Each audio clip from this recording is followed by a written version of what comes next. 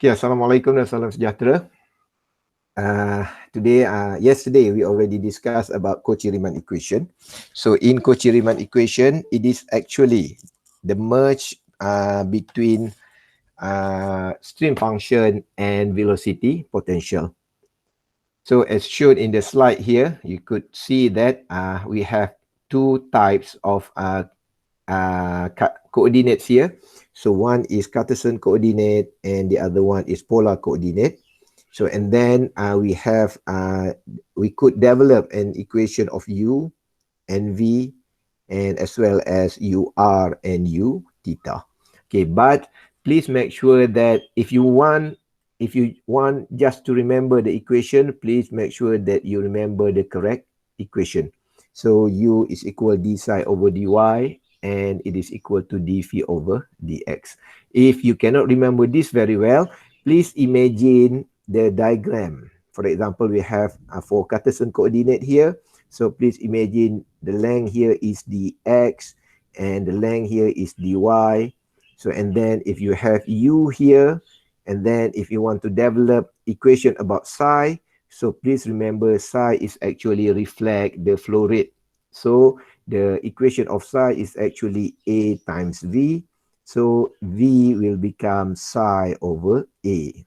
So and then for u here, so for example for u here, so it will become d psi divided by the cross-sectional area of this one. So this is dy. So and then the width is always assumed as 1 unit. So means dy times 1. So it's become here dy times 1. So dy times 1, it's reflect the cross-sectional area because the width is 1. That's why we finalize write this equation as u equal d psi dy.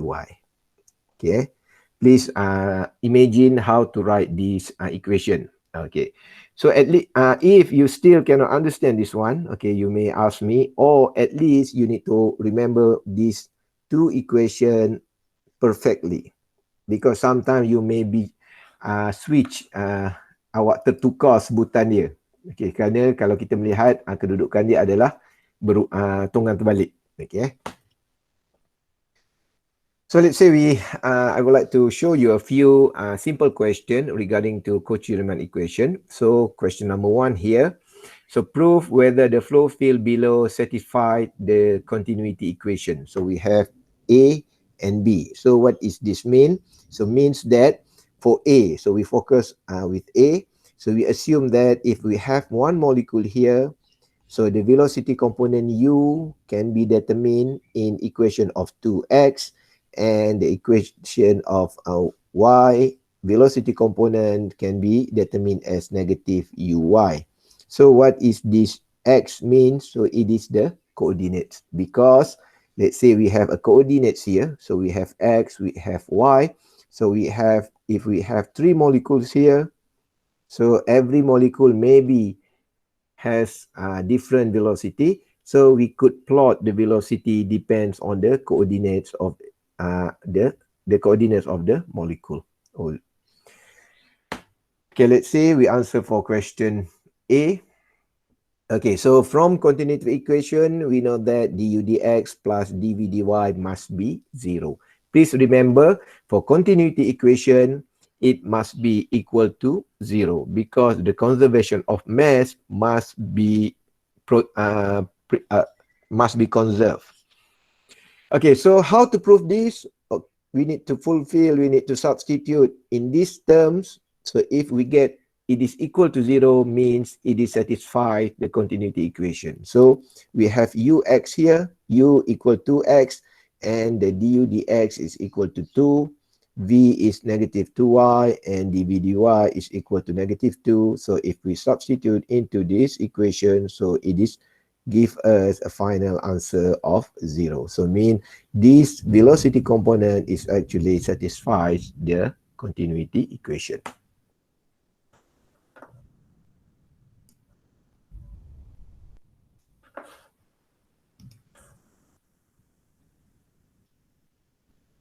Okay, so this is the answer for question B. So we have the u here, so we have the y here, So and then we differentiate it, du dx and dv dy.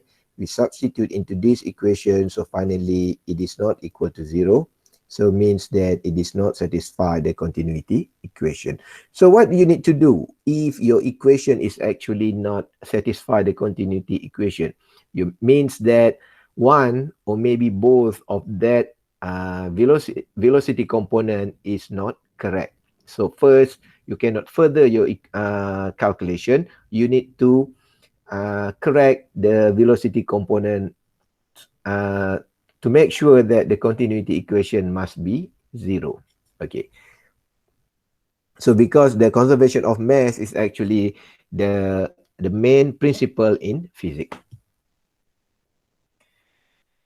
Okay, let's say we have this one. So in question 2, a stream function is given as psi equal x squared plus 2x plus 4y squared and determine the component velocity of u and v. So what we need to do here is we use the Cauchy Riemann equation, because if you see in our previous notes here, so the Cauchy Riemann equation is actually the combination or the relationship between the velocity and stream function here, and also the velocity potential. So what we need to do is we just use the idea of Kochiriman equation. So first we see the equation here. So because it is a Cartesian coordinates, so mean we need to refer with Cauchy Riemann equation in Cartesian coordinates. So according to the Cauchy Riemann equation, so u is equal to d psi over dy. And if we substitute the value, we could get it is equal to 8y. So some student, it might be so actually he don't know, or might be he just confused how to solve this. You could imagine this. You could imagine d psi dy.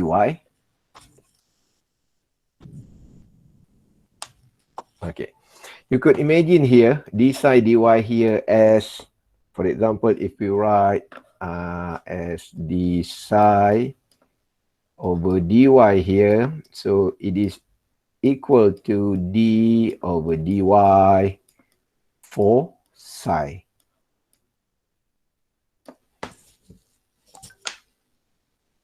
Okay, so means that you just substitute the value of psi here with whatever you have in the question here, and then because it is differentiated into y, so means the x is not can be simply turned into 0. So we have 4y squared, so we have 8y as the final answer.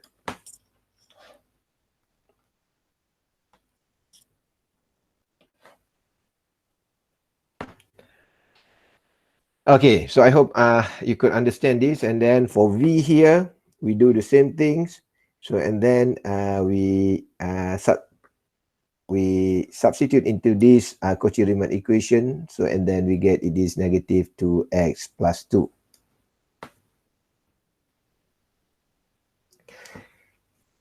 Okay, so for question number 3 here. So let's say we have a stream function of psi equal 3x squared y minus y cubed. Okay, and then the question is determine whether the flow field is rotational or irrotational. So if it is irrotational, okay, so calculate its velocity component and resultant velocity.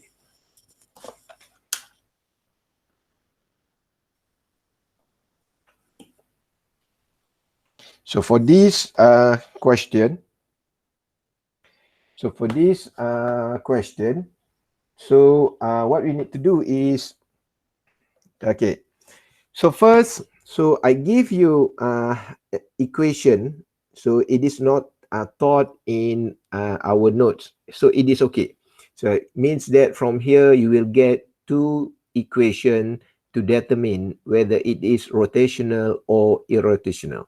So this is a new equation that given in this question. So in notes, I didn't give this equation. So now this is the second equation for you to solve the irrotational or to irrotational flow. So the equation for zeta here is d square psi over dx square plus d square psi over dy square.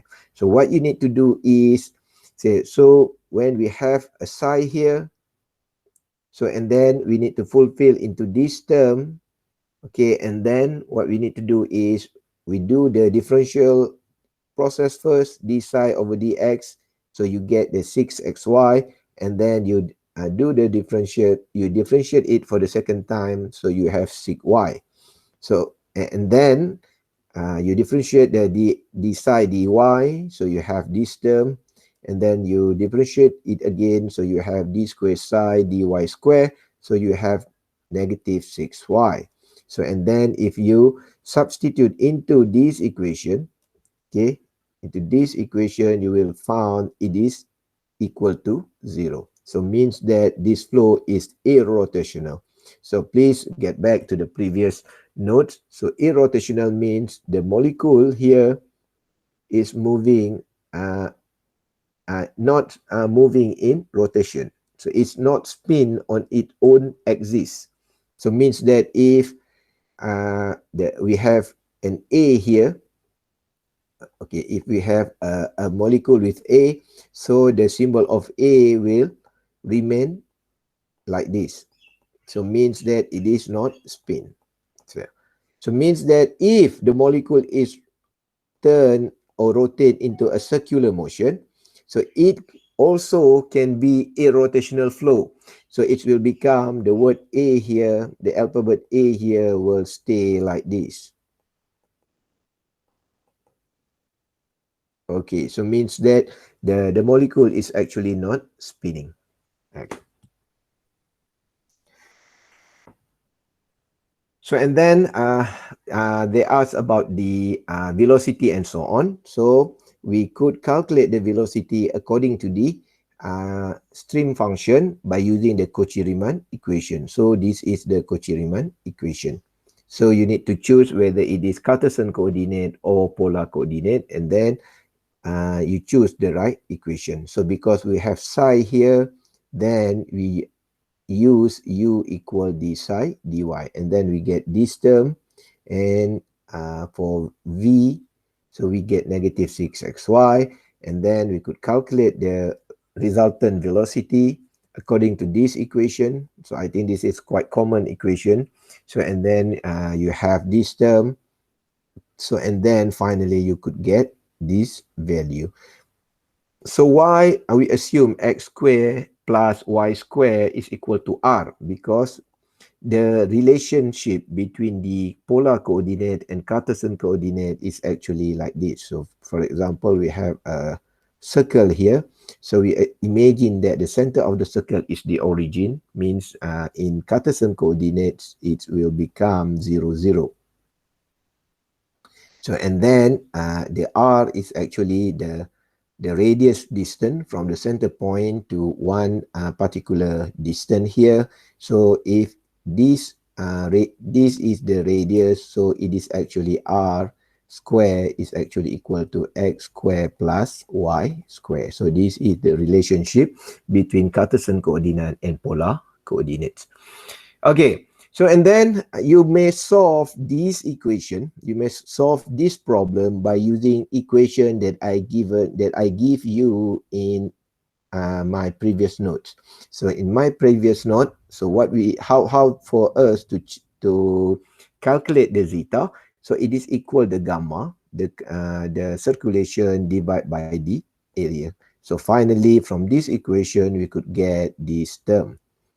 So now if you want to check whether the zeta is equal or not equal to 0, you also may use this equation. So for this equation, what you need to do is, because it gives you in dv dx, so means first you need to calculate what is the value of v. So and then from this value, you differentiate it, dv dx, and then you substitute into this term, and then from the value of u here, so you just do the du dy and you substitute into this term. So if you get it is equal to not equal to 0, so mean it is irrotational. So if it equal to 0, so it is if it equal to 0 mean it is irrotational. If not equal to 0 mean it's rotational flow. Okay, now we go for question number 4 here. So let's say one flow field has component velocity as shown below. Determine the stream function and velocity potential. So in this question, they just give you a reverse condition. Previously, in question number 1, 2, and 3, you have the stream function and then you calculate the value of u and v. So now the condition is reverse. So mean the question gives you the velocity potential, then you need to determine the stream function. The stream function here means the value of psi, and the velocity potential here is the value of phi. Okay, so actually in real situation, this is the condition, because in real situation normally researcher will get the value of velocity first, then they will use the idea of Kochiriman equation to determine or to predict the stream function. So mean first researcher will assume the velocity, so and then from the velocity the researcher assume the streamline. So and then from the streamline here, the researcher will verify whether the equation for the streamline can be represent as the actual flow rate or not. Okay, so that's the work. So how to verify the streamline? So we could check this the streamline by using the wind tunnel and smoke generator as I showed you yesterday. So this is one of the simple method to verify your streamline and with the original situation. Okay, to answer question number 4 here, okay, the question is we need to determine the psi here with the velocity component that we have. So we have two velocity component. We have u and we have v.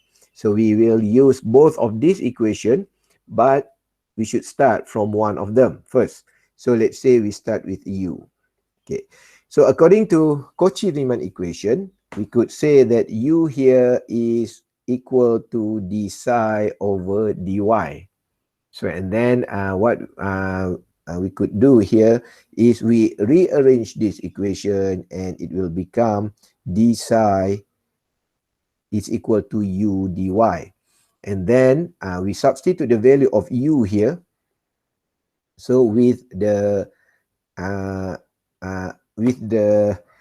value that we have from the question, so we have u and v here. So we substitute into this u, so we have, and then we integrate both of these terms, so we could get the integration of d psi will give us psi. So and then the integral of u, which is x minus 4y dy, so it will give us xy minus 4y square, so it will become 2y square here. So and then we need to add with the constant. Okay, here you need to remember we have two components. We have x axis and we have y axis. Okay, so and then if we integrate this term, okay, we will get constant. That's why we write a constant here. But you must remember, if we have two axes, we have x and y.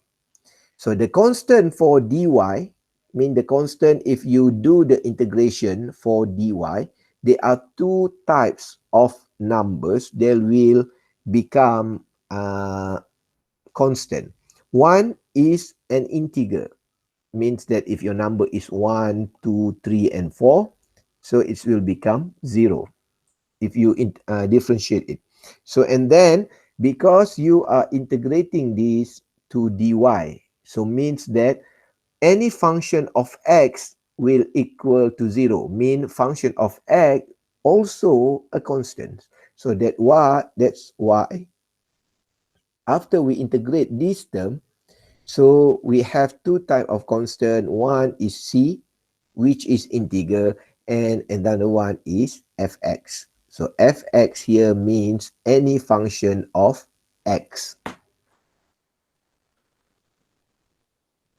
Okey, yang ini adalah step yang paling penting untuk awak fahami.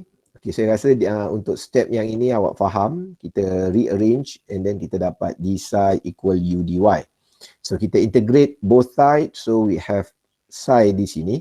So tetapi di sini yang awak kena fahamkan ialah apabila kita integrate, kita kamirkan dy, kita akan dapat satu nilai constant dan kita juga perlu constant akan ada dua di sini. Satu adalah constant integer. Maksudnya constant yang melibatkan nombor sahaja, dan kedua adalah constant yang disebabkan oleh satu lagi paksi. Jadi oleh kerana kita kamirkan pada paksi y, oleh itu nilai pada paksi x juga akan menjadi constant.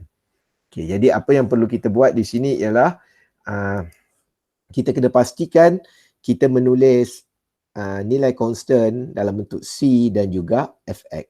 Okay, kerana kita kamirkan dalam paksi y. Kalau kita kamirkan dalam paksi x, so function di sini akan menjadi function of y, means fy. Okay, so kemudian saya rasa awak pun faham. So we have two constant here, then we need to get the value of constant. So how to get the value of constant? So we are using the boundary condition. So normally we could take the boundary condition as x equal to 0 and y equal to 0.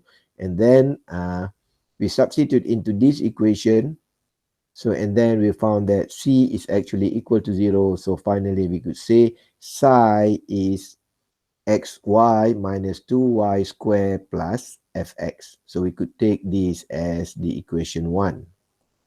Okay.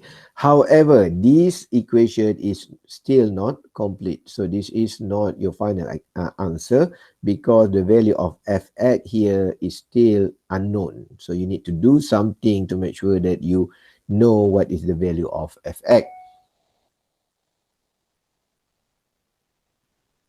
Okay. So and then how to get the value of fx? So we do like this. So let's say this is the equation that we get from previous calculation. So we differentiate both sides with dx. Remember, because we want to find what is the value of fx, so we differentiate with the dx. So and then we have d psi dx equal, so if we differentiate all of these equation, so we have dx for xy, so we have y. So and then we have dx of, and then this is y, so it means that it will become 0. So it will become constant. Okay, so it will become 0. So and then for differentiate for fx, so we have dx, d dx for fx.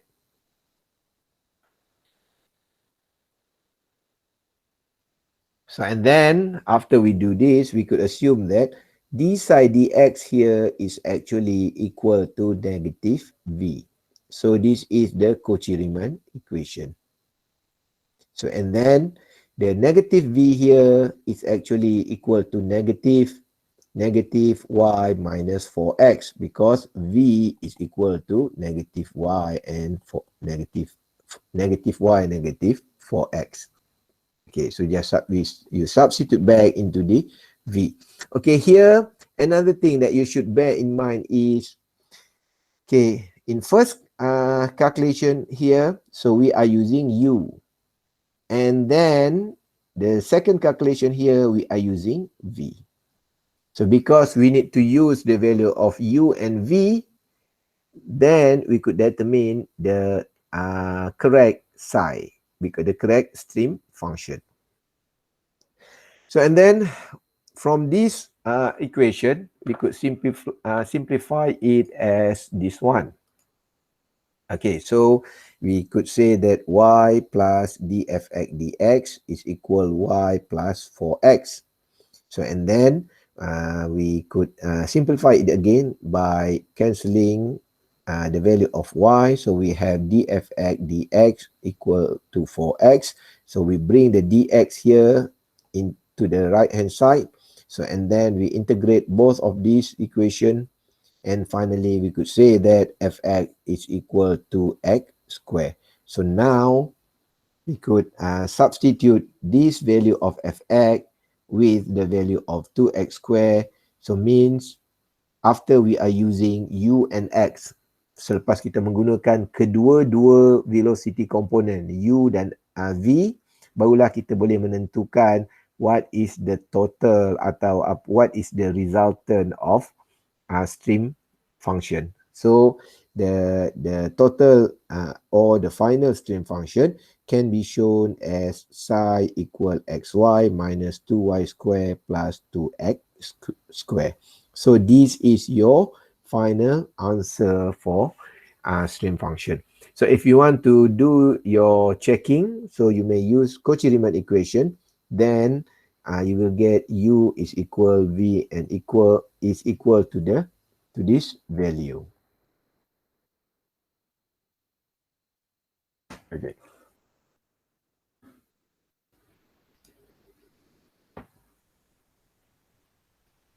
Okay, so and then again, this is to determine the phi, okay, the velocity potential.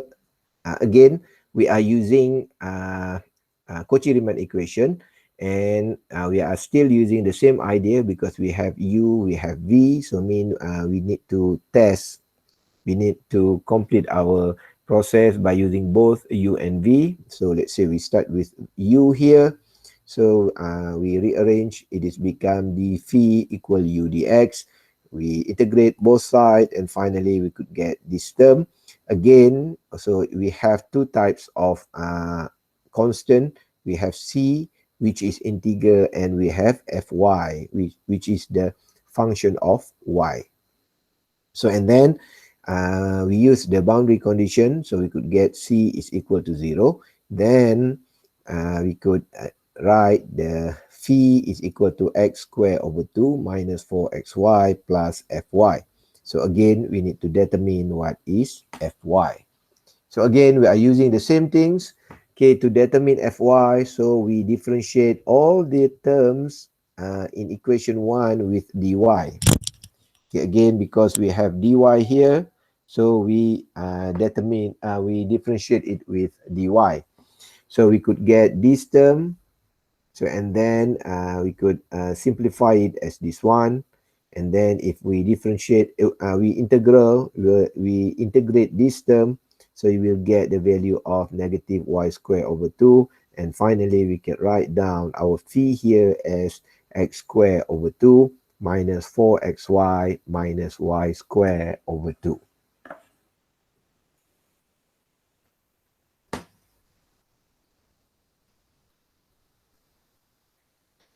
So and then this is the discussion. Okay, stream function, which is psi, and velocity potential must be perpendicular to each other, as I showed you previously.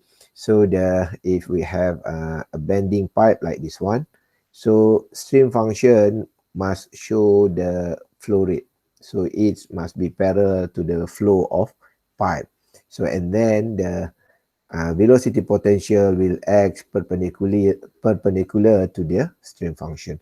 So how to prove? The phi must always perpendicular with psi. So the idea it can be solved by using this equation. So means that it can be proved that the gradient yield of dy dx for the stream function and the velocity potential yield a value of negative 1. Okay.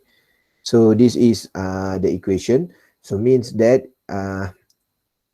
we have psi and we have phi. So for example, you could do this at home. So from previous calculation here, we could get the value of psi, and then we could calculate the value of phi, and then how to prove that these two terms is actually perpendicular to each other. So the idea is we calculate the dy dx for that psi. Okay, so we could calculate this by dy over d psi times d psi over dx. So and then if we just do the general calculation, it is become 1 over u times negative v. So we have negative v over u. So and then if we do the dy dx for phi, so it can be done as dy over d phi times d phi over dx. So it is equal 1 over v times u. So you will have u over v here. So and then if we multiply these both answers, so it will give us negative 1. So if you could prove this one, so it's mean that the line of stream function and the line of potential velocity potential is perpendicular to each other. Okay, so here so I give you a very general notes here, general steps of solution here. But if you have question here, what you need to do is please ignore this part. So means you just need to remember this equation.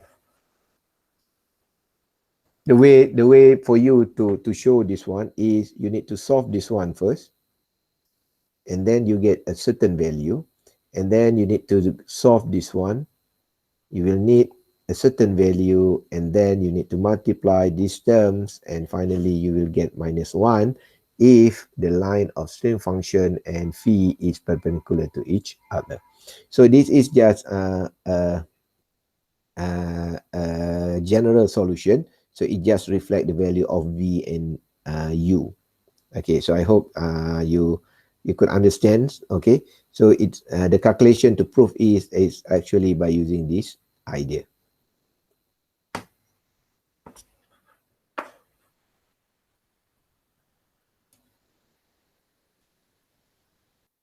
Okay, so I would like to discuss about what is the importance of velocity potential line, because maybe you could you think that it is okay for us to have a stream function, but why we need to have an imaginary line in our calculation? Okay, so it's something like this. Okay, so for example, we have a box here.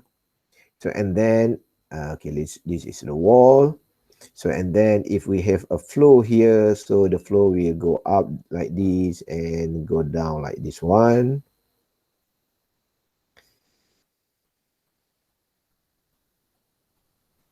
Okay, so normally researcher will think like this. So for example, we want to evaluate what is so we have let's say, so this is a plate.